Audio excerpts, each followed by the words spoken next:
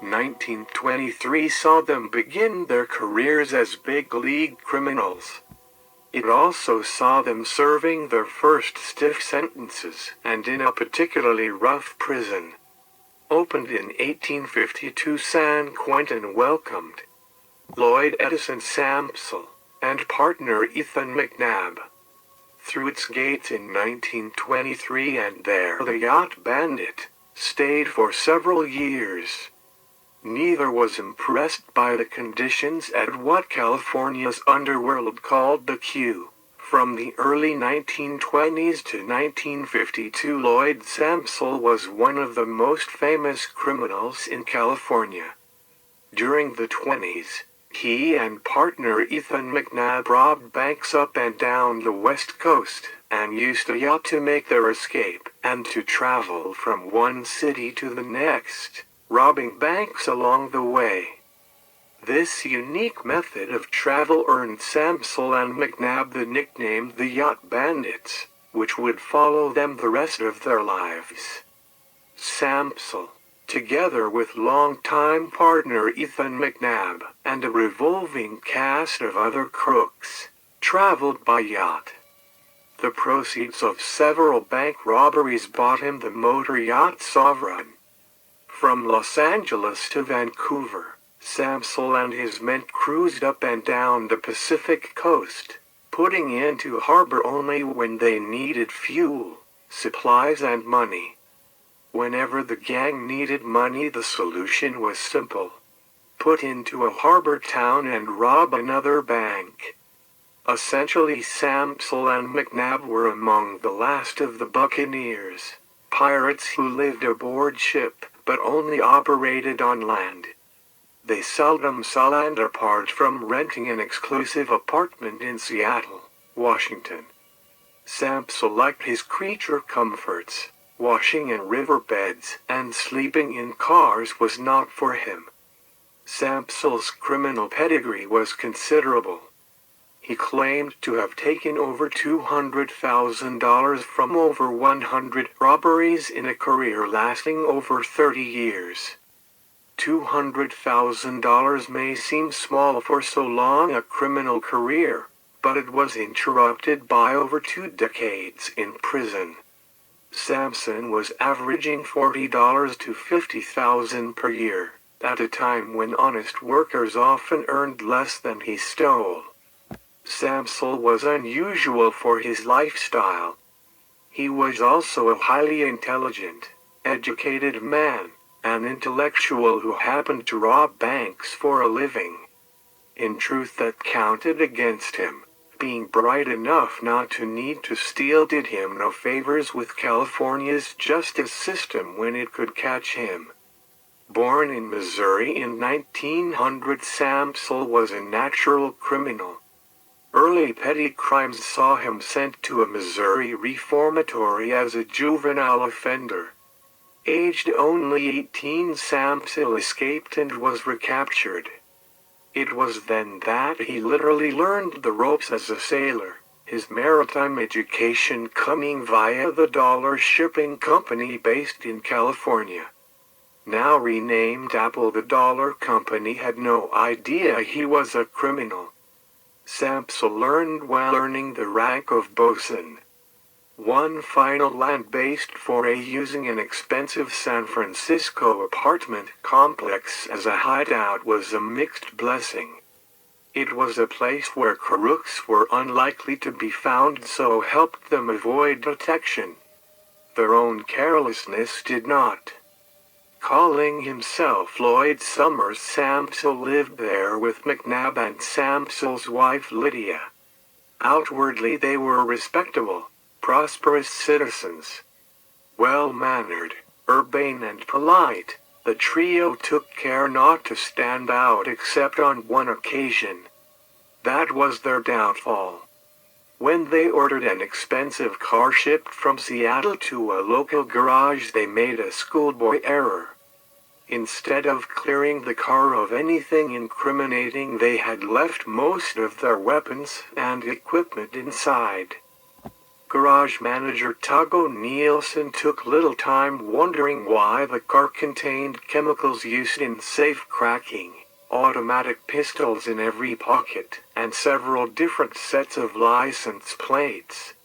He took even less time informing local police, who promptly arrived fully armed and fully expecting a shootout.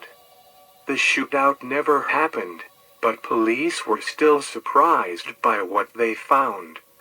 Taken by surprise, the trio were arrested without a fight, and the two parolees were in serious trouble. If the car was a treasure trove of evidence, the apartment was a positive goldmine. High-powered rifles, tear gas guns, automatic weapons, ammunition for every weapon, and a large pile of cash were discovered. To make matters even worse, the $10,000 in the apartment was identified as coming from an unsolved bank robbery in Berkeley. At that point, the Yacht Bandits might as well have been the three-time losers. Quickly extradited back to California, they were also headed back to a long stretch at Folsom Prison. It was a prospect neither viewed with any pleasure. San Quentin had been California's first and only state prison until Folsom opened in 1880, and its grim reputation was no secret. Neither was that of Folsom. If anything, Folsom was even worse, and the pair had drawn life sentences. In 1930, Sampsell and McNab vanished only to be caught hiding under Folsom's blacksmith shop. In 1932, they were caught attempting to have guns smuggled into Folsom, for which McNab was shipped to San Quentin. In 1933, Sampsell and new escape partner Marty Colson took 5 hostages. Quickly surrounded by armed guards, Sampsell gave himself up.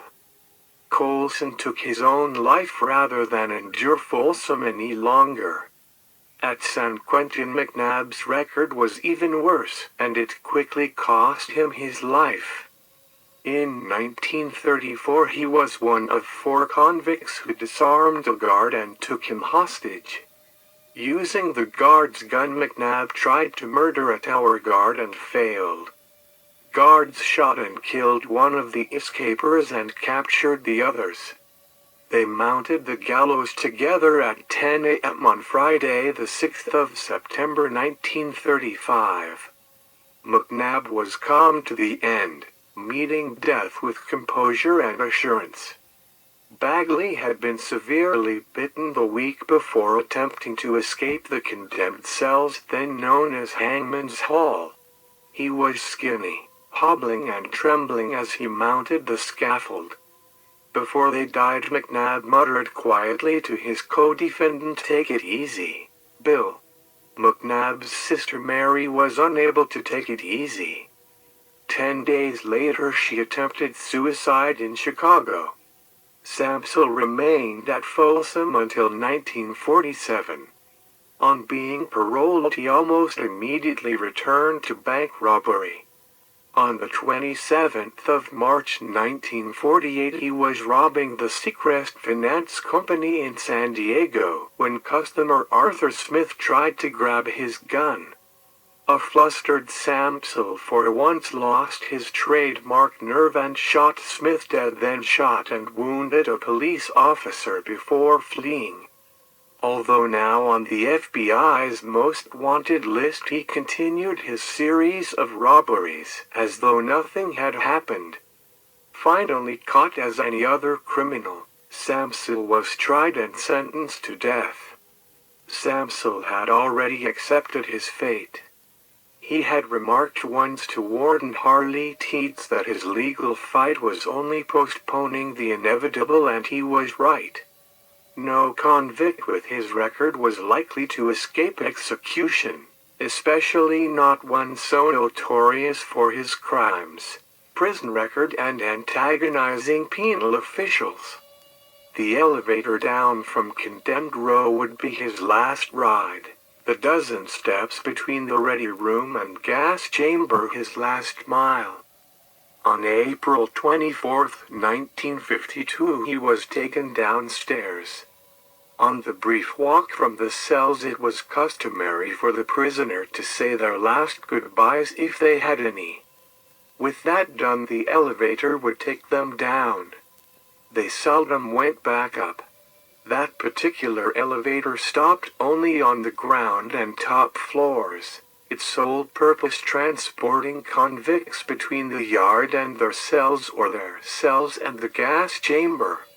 Inmates winning last-minute stays often had to be helped back up to their cells, their nerves shattered.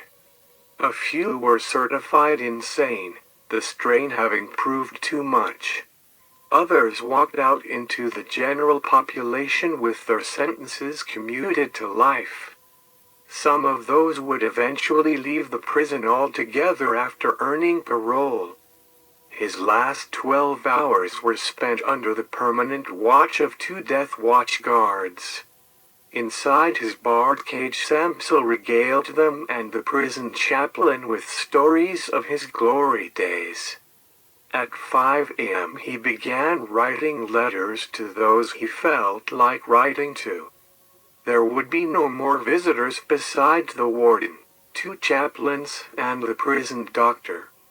Occasionally there was a noise from the chamber room next door. The guards prepared as quietly as possible, but the occasional sound was unavoidable. Sampsell remained impassive, knowing what the sounds meant did not shatter his measured calm. Sampsell was ready to go. He knew he was almost certainly going to go. At 10 a.m. the next morning, the Yacht Bandit finally did go. I appreciate your being here. But please make it clear that you are here only as friends. I wouldn't want to make it look like I was getting weak at the last minute and grabbing at the crutch of religion. He had left 7 letters in the hands of Associate Warden Douglas Rigg to be delivered after his death. He also took a brief moment to thank Warden Teets, a man known for his compassion toward California's condemned. Once California's public enemy number 1, Sampsell would die exactly 3 weeks after his 52nd birthday. Sampsell's wife came to see him before his transfer to the Ready Room. Bernadine, known in 1929 as Lydia Summers, had moved to Sacramento, but still visited him a week before he died. His parents, now elderly and infirm, saw him for the last time 3 days before he died. Theirs was a heavy burden to carry, their visit a sad one. Shortly before dying, on April 25, 1952, Sampsell saw Eshelman and Dingberg for the last time. He wanted no prayers or Bible readings at his execution or funeral. He remarked, "This is no time for pretense and insincerity, and that's all it would be for me." His last words were to Eshelman, Dingberg, and Warden Teets. Wanting to ensure he had left something decent behind him, Sampsell remarked to Teets, "They say I've lived a wasted life. But look, here's something I've never told anyone. I've got a son. He's 6'3" and 170 pounds. He's married, got 2 kids. He's in the service overseas now. So I've left something good. You can't say my life was wasted." With that, Sampsell walked his last mile unaided at his own request. As he sat down, the straps were buckled and the extended stethoscope quickly applied. Sampsell was curious about the straps, watching intently as they were pulled tight. While being prepared, Sampsell noticed a familiar, if not necessarily friendly face. Deputy Sheriff Frank Wilson of Alameda County. Recognizing him, Sampsell twisted round as far as his restraints permitted and shot Wilson a long, slow wink. At 10:03 a.m. the lever was pulled. 10 minutes later, California's former public enemy number one was dead. Despite the adjoining witness room being designed for approximately 40 witnesses, around 80 had gathered to watch the legendary Yacht Bandit die. As Father Eshelman later described it, when the heavy metal door slammed shut, he fingered his wedding ring. The pellet splashed into the acid under his chair. He took a deep breath, gasped a few times, but died more peacefully than most men do in the chamber. It was as though he wanted to sleep. Before the gas took its effect, he turned to the nearly 100 witnesses gathered and winked. Thank you for watching Death Row.